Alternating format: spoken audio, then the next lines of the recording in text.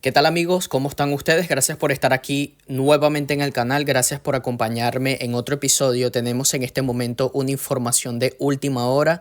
Matt Gaetz decidió no postularse para fiscal general de la administración Donald Trump. Sí señores, esto es una información de última hora.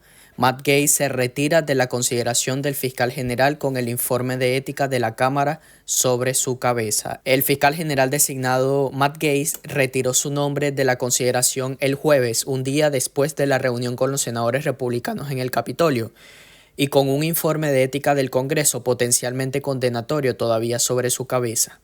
Matt Gaetz, de 42 años, dijo en una publicación de Twitter que tuvo excelentes reuniones con los senadores, antes de agregar que está claro que mi confirmación se está convirtiendo injustamente en una distracción para el trabajo crítico de la transición Trump-Vance. Cito: "No hay tiempo que perder en una disputa innecesariamente prolongada en Washington, por lo que retiraré mi nombre de la consideración para desempeñarme como fiscal general. El Departamento de Justicia de Trump debe estar en su lugar y listo el día 1. Sigo plenamente comprometido a que Donald Trump sea el presidente más exitoso de la historia", continuó el excongresista republicano. "Siempre será un honor para mí que el presidente Trump me haya nominado para dirigir el Departamento de Justicia y estoy seguro de que salvará a Estados Unidos".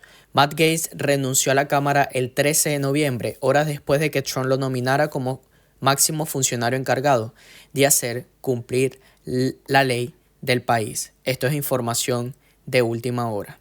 Fuentes familiarizadas con la pelea de confirmación sugirieron que Matt Gaetz vio la escritura en la pared después de que varios senadores republicanos expresaron reservas y se retiraron por su propia voluntad en lugar de que el presidente electo retirara su nombre públicamente.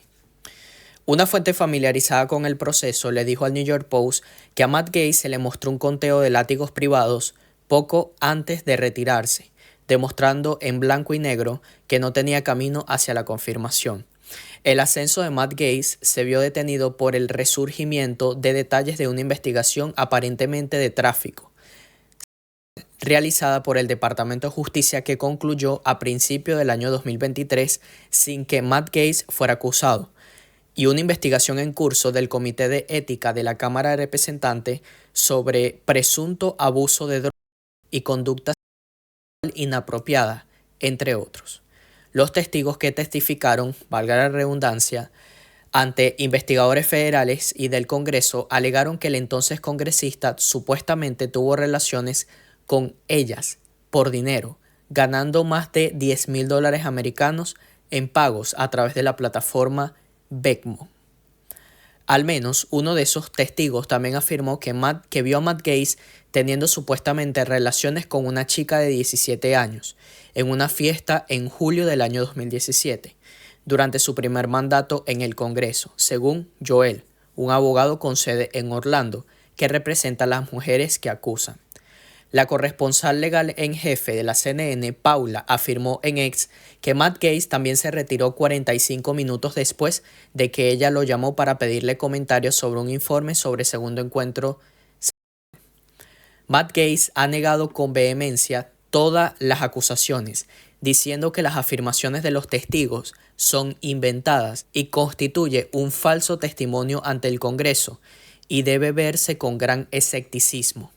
El Comité de Ética de la Cámara de Representantes se reunió el miércoles para una votación a puerta cerrada sobre si publicar o no el hallazgo sobre el ex legislador republicano, pero surgió después de 2 horas de deliberación que no hay acuerdo sobre la publicación del informe.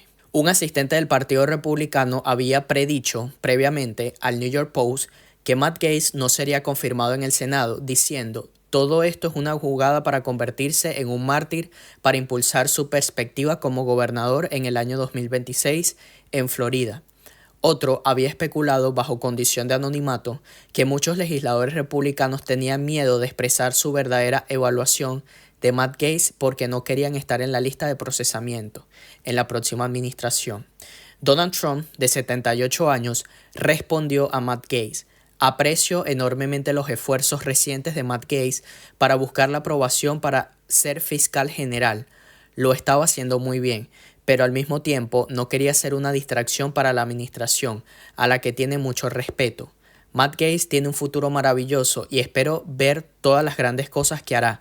Sí, señores, entonces esta fue la declaración de Donald Trump, donde dice que acepta el retiro de la candidatura como fiscal general de los Estados Unidos. Vamos a escuchar a continuación el informe que trae Fox News sobre este tema en específico de el retiro de la candidatura como fiscal general de los Estados Unidos de Matt Gaetz. Vamos a ver esto. We have breaking news this hour. Matt Gaetz is stepping down from his nomination to Attorney General of the United States. Many said this was the most contentious of the nominations made by former President Trump. And he has announced categorically that he will not be seeking confirmation to the post of Attorney General. Here are his words. I had an excellent meeting with senators yesterday. I appreciate their thoughtful feedback and the incredible support of so many. While the momentum was strong, it is clear that my confirmation was unfairly becoming a distraction to the critical work of the Trump-Vance transition. There's no time to waste on a needlessly protracted Washington scuffle. Thus, I'll be withdrawing my name from consideration to serve as Attorney General. Trump's DOJ must be in place and ready on day one. I remain fully committed to seeing that Donald J. Trump is the most successful president in history. Look, Griff, this was quick. I mean, the appointment came as a surprise to many. And we will see what happens. We know the deputy is Todd Blanche. That was Trump's attorney in his case with Alvin Bragg here in New York. Many suspected that if Gaetz did not make it through, that perhaps Blanche would be elevated. Well, we'll see where it goes. And I think really the question over what Matt Gaetz does next is really fascinating because he resigned from the current Congress. He was elected to the next one, but his resignation officially set in motion Governor DeSantis standing up a special election quickly. Gaetz's district in the Panhandle is very Republican. It was always going to be a Republican that replaces him. The question now is, will Gaetz run in his own special election to try and get reelected back to Congress? And the question about, there was clearly, Kayleigh, pressure building, sources at Capitol Hill telling me and every other reporter in Washington that this ethics report was likely coming out. And now, maybe that's up in the air now that he steps away, or maybe it accelerates it. That's yet to be seen. It is yet to be seen. You know, Harris, so he resigned from the 118th Congress, and when he gave his speech on the House floor announcing that resignation, he said, I do not intend to take the oath of office for the same office in the 119th Congress. I caught it. So you it. have to ask, does he now take that back and try to be a congressman, or does he go away? He said, but you caught what he said, the same office. Yeah. DeSantis has to appoint, if Michael Waltz, congressman, moves on in his nominated post, if Marco Rubio, senator, moves on in his nominated post, he's got some positions to work with there in that state. Could it be Matthew Gaetz, who then becomes a U.S. senator for an interim in the state of Florida? That's an interesting thought. I mean, Cassie, there's also the notion that Trump could appoint him to a big and powerful position that does not require Senate approval. He clearly thinks fondly of Matt Gaetz. Matt Gaetz is someone who wants to drain the swamp, who wants to shake things up in a big way. Trump could put him in a big position, just one shy of needing Senate confirmation. Yeah, these are all very interesting scenarios to see how they play out. It's no secret that Matt Gaetz doesn't really sit with anyone at the lunch table in Congress. He's made a lot of enemies, and he's turned people the wrong way. But that's not to say that he's just going to go away and say, you know what, all right, we don't get along. I'm going to go back to Florida and hang out on the beach. I think he has higher aspirations. I think you're right. We know President Trump really likes him and thinks that he is a great defender of his agenda. So I wouldn't be surprised if we see him again sooner than we think. There's also the Ethics Committee. I've watched several members, Democrat and Republican, talk about this. There was a loggerhead. There was not an agreement to release the report. You had Democrats saying we want a full vote of the House as to whether this report should come out. Right. Emily, one would think that that moves away, and now the ethics report is a done deal and the dustbin of history, but maybe not. Right. I mean, Senator John Cornyn came out and said, look, this is going to come out one way or another, he said.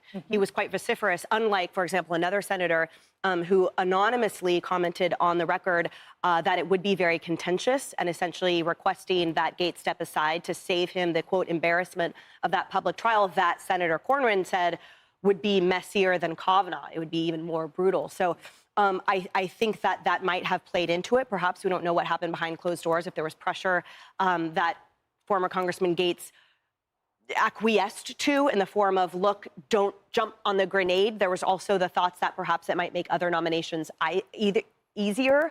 But it seemed as if the ethics report potentially had a big impact. But again, to the senator's point, perhaps that's going to be released no matter what. If Governor DeSantis were to put him and appoint him, you also get around any sort of confirmation situation. You fill a Republican seat in a state that is red, that's been red, and you know who you have in the Senate. You already have a majority. I mean, I would really watch that if that's what he wants. Yeah. Yes, we will see. Can I just say, you know, if you were just walking it out, because we're just getting this news, and it's like, wow, what if you filled Rubio's seat with Gaetz and made him a senator? Or Waltz. You still don't get rid of stays in the House. What Emily was talking about, the ethics report, and what was going to be the consequences. You saw New York Times is already reporting this long stream of payments, apparently, that was part of the testimony to the House. So if all of the information is coming out, even naming him to a seat, does he not still come back and have to deal with that, which could weaken the majority? And the new question becomes, who will be the new nominee for Attorney General? A lot of people saying Todd Blanche, highly qualified former federal prosecutor nominated to Deputy Attorney General. We'll see if he gets elevated. We will find out in due time. More on Numbered next.